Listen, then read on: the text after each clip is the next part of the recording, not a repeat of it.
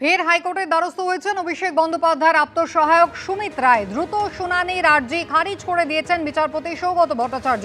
এর আগেই আপনারা জানেন, শালবনীতে জমি প্রতারণা মামলায় ইতিমধ্যেই রক্ষা কবচ পেয়েছেন সুমিত রায়। তাকে এখনই গ্রেফতার করা যাবে না, যদিও কলকাতা হাইকোর্টের কড়া পর্যবেক্ষণ, তদন্তে তাকে সহযোগিতা করতে হবে। আর এবার সুমিত রায় ফের আদালতের দ্বারস্থ হয়েছেন।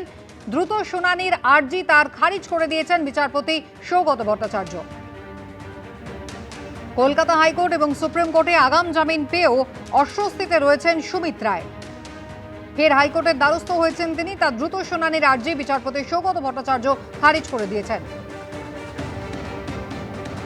সৌভিক মজুমদার আমাদের প্রতিনিধি রয়েছেন টেলিফোন লাইনে। সৌভিক, এবার কোন কোন মামলায় রক্ষা কবচ পেতে চান, কি কারণে এবার আদালতের দ্বারস্থ সুমিত রায়? দেখো, সুমিত রায়ের বক্তব্য হলো তিনি দুটি মামলায় ইতিমধ্যে রক্ষা কবচ পেয়েছেন।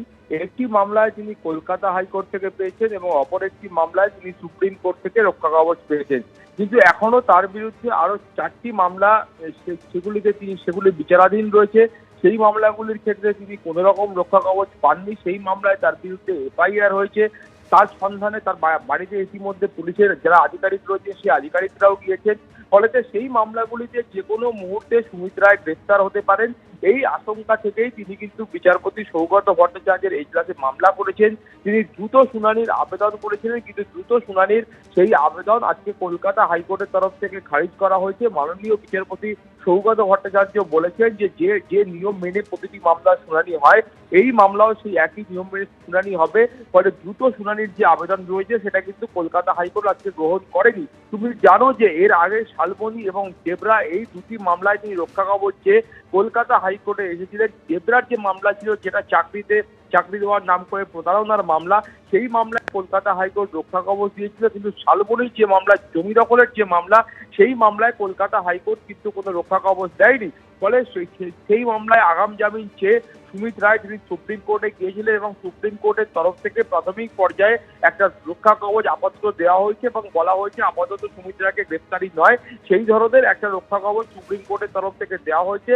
কিন্তু বাকি যে আরো 4টি মামলা রয়েছে, যে মামলায় কোনো নির্দেশ এখনো কলকাতা হাইকোর্ট বা সুপ্রিম কোর্ট দেয়নি, সেখানে রক্ষা কবচ চেয়ে সুমিত রায় কলকাতা হাইকোর্টে এসেছেন, দ্রুত শুনানির আবেদন করেছিলেন, কিন্তু সেই আবেদন আপাতত কলকাতা হাইকোর্ট খারিজ করেছেন। সুমিতা। সৌভিক, ধন্যবাদ।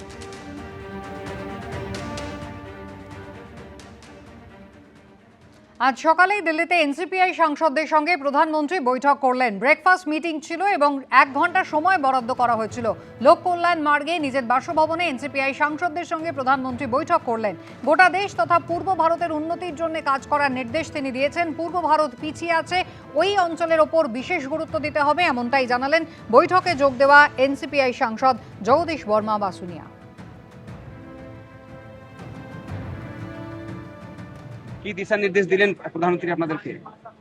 আমরা সবাই এনডিএ পরিবারের এক একজন সদস্য এবং এনডিএ যাতে আগামী দিনে গোটা ভারতবর্ষ, বিশেষ করে পূর্ব ভারত, যে জায়গাগুলো এখনো আন্ডার ডেভেলপমেন্ট আছে, সেই জায়গাগুলোকে যাতে আরও তাড়াতাড়ি ডেভেলপমেন্টের আওতায় নিয়ে আসা যায়, সেই জন্য সবাই মিলে ঐক্যবদ্ধ হয়ে লড়াইটা করতে হবে। সবকিছু কাজকর্ম একসঙ্গে করতে হবে। মূলত উন্নয়নের কাজ করতে হবে, এই দিশাই কিন্তু আজকে প্রধানমন্ত্রী বৈঠকে দেখিয়েছেন। আপনাদের মনে থাকবে, মুর্শিদাবাদের 3 জন সাংসদ যারা এনডিএর সঙ্গে এনসিপিআই এর যে চলতি সপ্তাহে মঙ্গলবারে বৈঠক হয়েছিল, সেই বৈঠকে ছিলেন না। তারা জানিয়েছিলেন তারা এনডিএতে নেই, তারা বিজেপিতে নেই, কিন্তু তারা এনসিপিআইতে আছেন। আজ কিন্তু সেই 3 জনই প্রধানমন্ত্রীর বাড়িতে ডাকা বৈঠকে উপস্থিত ছিলেন। আবু তাহের বৈঠকের পর কি জানালেন দেখুন। প্রধানমন্ত্রী বলার ব্যাপার তো নেই, প্রধানমন্ত্রীকে আমরা আমাদের দাবি রেখেছি, উনি আগামী দিনে এগুলো বিবেচনা করবো এটাই বলেছেন, আশ্বাস দিয়েছেন আমাদেরকে। আমরা সর্বময় কর্তা ভারতবর্ষের প্রধানমন্ত্রী, স্বরাষ্ট্রমন্ত্রী, তাদের কাছেই তো দৃষ্টি আকর্ষণ করছি। আমার বাংলার, আমার মুর্শিদাবাদ জেলার মাইনরিটি কমিউনিটির প্রতিনিধি আমরা। সেই বাংলায় মাইনরিটি কমিউনিটি বিভিন্নভাবে অত্যাচারিত হচ্ছে, বঞ্চিত হচ্ছে, এবং তাদের বিষয় নিয়ে আমরা আমাদের কথা তুলে ধরেছি। এলাকার যে সংখ্যালঘু মানুষ রয়েছেন তাদের সমস্যার কথা বলতেই প্রধানমন্ত্রীর ডাকে আজকে গিয়েছিলেন। প্রধানমন্ত্রী স্বরাষ্ট্রমন্ত্রী ডাকলে অবশ্যই যাবেন। আবু তাহের যখন বলছেন, তখন কালীঘাট শিবিরের পক্ষ থেকে তৃণমূল সাংসদ সৌগত রায় কিন্তু বলছেন এই 3 জন মুর্শিদাবাদের সাংসদ তারা কিন্তু বিজেপির রাজনীতি নিয়ে অখুশি। मैं बोला वो लोग बातचीत कर रहे हैं, वो नाखुश है। बीजेपी के पॉलिटिक्स से। अभी भी नाखुश है। बीजेपी का स्टेट गवर्नमेंट सब मस्जिद से माइक उतर दिया, इससे वो नाखुश है।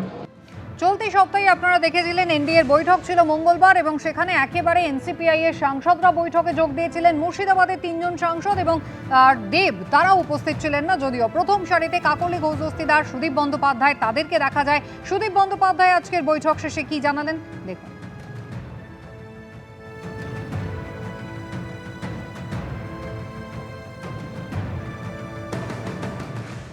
বারবারই বলেছেন যে একটা খুব উৎসাহব্যঞ্জক কথা বলেছেন, 40 বছর অতিক্রম করলেই all should take care of their health. কজন যোগা করে এর মধ্যে হাত তুলতে বলেছেন। সুতরাং he was in a very jovial mood. आध घंटा पीएम कहा कौन कौन योगा करता है हाथ उठाओ, और 40 साल उम्र हो जाने के बाद जरूर एक बार बॉडी चेक जरूर कराना। और eastern region, north eastern region को डेवलपमेंट के बारे में बहुत कुछ कहा। उनका जो सपना है उसको पूर्ण करेंगे। প্রধানমন্ত্রীর সঙ্গে এনসিপিআই সাংসদদের আজকে বৈঠক হলো, যেখানে উৎসাহ ব্যঞ্জক একাধিক পরামর্শ প্রধানমন্ত্রী দিয়েছেন এবং উন্নয়নের কাজেও একযোগে করতে হবে এমন কথাও বলেছেন। এবার আপনাদের পরপর দেখাবো শতাব্দী রায় এবং রচনা বন্দ্যোপাধ্যায় কি বললেন। আমাদের প্রাইম মিনিস্টার সবার সঙ্গে খুব ভালোভাবে কথা বলেছেন এবং প্রত্যেকের সঙ্গে গল্প করেছেন চায়ের জায়গায় বসে, এবং প্রত্যেককে বলেছে যে আপনাদের কন্ট্রিবিউশন চাই এবং আপনারা আপনাদের যে উন্নয়নের কথা ভাবছেন কিভাবে করছেন, তাতে আমাদের সব এমপিরাই ছিল এবং নাড্ডাজি ছিল, নীতিন নবীনজি ছিল। খুব ভালো মিটিং হয়েছে। এটাও বলছিল যে 40 বছরের ওপর যাদের বয়স তারা কিন্তু যোগা করো আর চেক আপ করিও বছরে একবার করে। চা নিয়ে বসেছিলেন, আমরা ওই পায়েস টায়েসও খেয়েছি। খুবই ভালো হলো, আমাদের একটা নতুন অভিজ্ঞতা হলো আরো একবার, এবং আমাদের রেসপেক্টেবল অনারেবল পিএম আমাদেরকে ডেকেছেন, এর থেকে বড় কিছু আর কিছু ছিল না। It was very nice, it is very very memorable. কি দিশা নির্দেশ দিলেন পিএম আপনাদের? উনি বললেন যে আপনারা ভালো করে কাজ করুন, আমাদের মূল উদ্দেশ্যই হচ্ছে দেশকে আগে নিয়ে যাওয়া, দেশের জন্য কাজ করা। আমি অত্যন্ত সাধারণভাবে জীবনে বড় হয়েছি এবং সেইভাবেই জীবনে এগিয়ে যাচ্ছি। আমি চাইবো আমার যারা নতুন এমপিরা সবাই এসছেন তারা সবাই সেই পথেই চলবেন এবং দেশের দিকে তাকিয়ে দেশকে আরো আগিয়ে নিয়ে যাবেন। এনসিপিআই সাংসদদের সঙ্গে বৈঠকে প্রধানমন্ত্রী কিন্তু সকলকে মিলে একযোগে কাজ করার পরামর্শ দিয়েছেন, কিন্তু রাজ্যের পঞ্চায়েত মন্ত্রী দিলীপ ঘোষ তিনি বলছেন বিজেপি কিন্তু কারোর জন্য দরজা খুলছে না, দরজা খুললে কর্মীরা মোটেই মেনে নেবে না। কেউ যদি বিজেপিকে টিএমসিকে জয়েন করায় তার বিরুদ্ধে পার্টি ব্যবস্থা নিচ্ছে। কাউকে জয়েন করানো হয়নি এখনো পর্যন্ত। আর যারা যোগাযোগ রেখেছে বা অনৈতিক কাজ করেছে 250 জনকে পার্টি শোকজ করেছে, তা আমাদের 30 জনকে সাসপেন্ড করে দিয়েছে পার্টি। এই জন্য এখনও কারো জন্য দরজা খোলা হয়নি, যেটা বলা হয়েছিল ওটাই আছে। আর এটা পার্টির কর্মীরাও মানবে না, কারণ তারা যাদের বিরুদ্ধে লড়াই করেছে, যাদের জন্য বাড়িঘর গেছে, শহীদ হয়েছে 250 জন, সহজে তাদের আমরা মেনে নেবো। আমার পাশের বাড়ি থাকে কোনো টিএমসির লোক, তার সঙ্গে কথা বলবো না? এই ধরনের রাজনীতি তো আমি কমসে কম করি না। টিএমসির এই এমএলএ এমপিদের সঙ্গে বেশিরভাগের সঙ্গে আমার সম্পর্ক আছে এখনও, কিন্তু কাউকে আমি ডাকিনি বিজেপিতে এসো। তারা তাদের পার্টি করছে। এখন সর্বভারতীয় পার্টি আমাদের, তারা যদি কোনো ডিসিশন নেয় সেটা আমরা মানবো, কিন্তু তারাও এখানকার পরিস্থিতি জানেন। তো সেই জন্য পার্টি ঢুকে যাবে, বিজেপি ডুবে যাবে এরকম নয়। সারা ভারতবর্ষে বিজেপি এভাবেই জিতেছে, এগোচ্ছে এবং সুশাসন দিচ্ছে। এবিপি আনন্দ এগিয়ে থাকে, এগিয়ে রাখে।